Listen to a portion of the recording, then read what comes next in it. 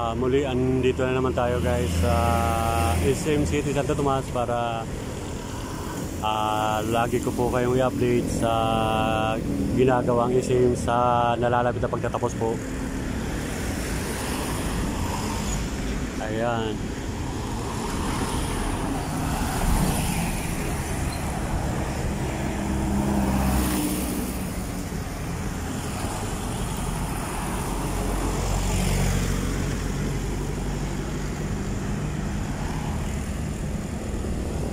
At nagtanong-tanong tayo guys sa mga nakikita natin ng mga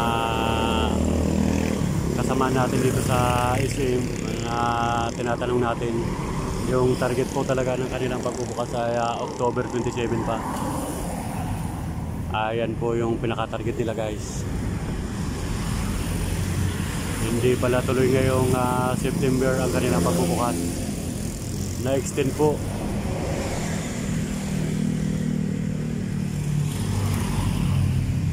At bali ito po yung tagiliran ng ating SM. Ayan. Tapos yung banda dito hanggang dun sa dulo ay yan po yung pinakaharap niya.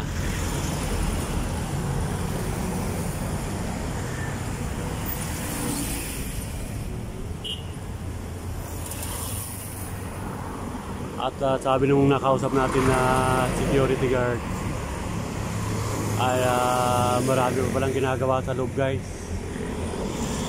na mga tinatapos pa.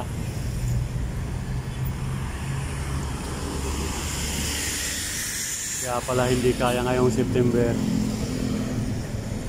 na napabalita at napagtanungan natin dati noon.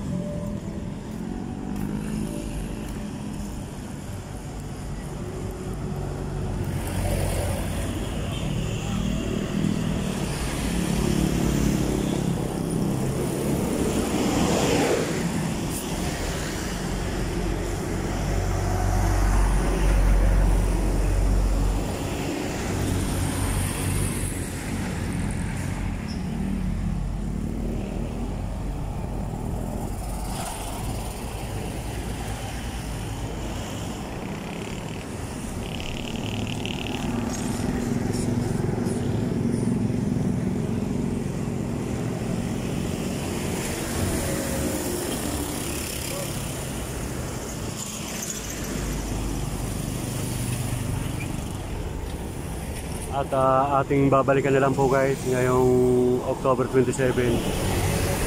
Yun po yung sinabing target na naman nila. At hindi po tayo magsasawang babalik-balikan po yung SM para lagi ko po kayo ma-update guys sa pagbubukas.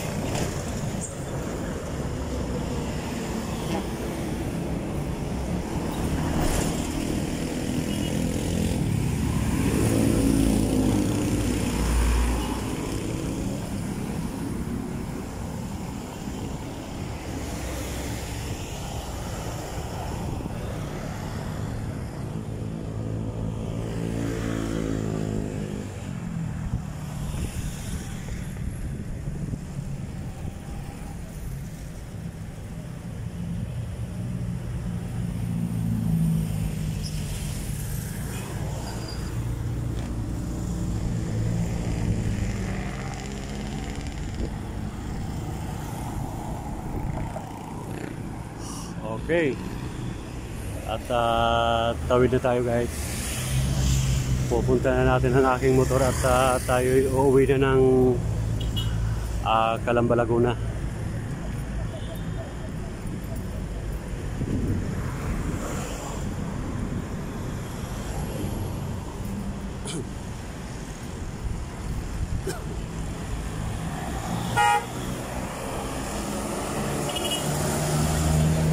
Opo, Lucena, San Pablo po. May nagtanong. Itong uwi na to papuntang Lucena, San Pablo.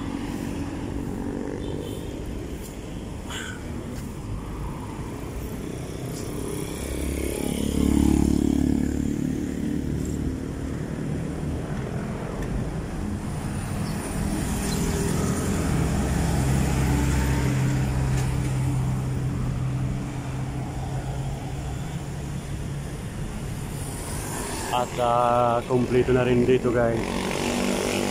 Mayroong Honda, mayroong Yanas, at yung palengke malapit lang po dun sa dulo. Yung harap ng palengke ay may Pure Gold, may Save More.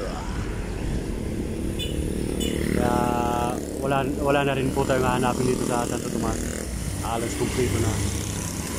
Hindi mo na kailangan pumunta sa malayo para doon tayo mag-shopping. Kasi andito na, lalo na sa pagbubukas ng ating SIM, siguradong dudumogin po ito. Maraming magpupunta ng mga karating na lugar para hindi na sila mapalayo na pupunta pa sa ibang mga SIM.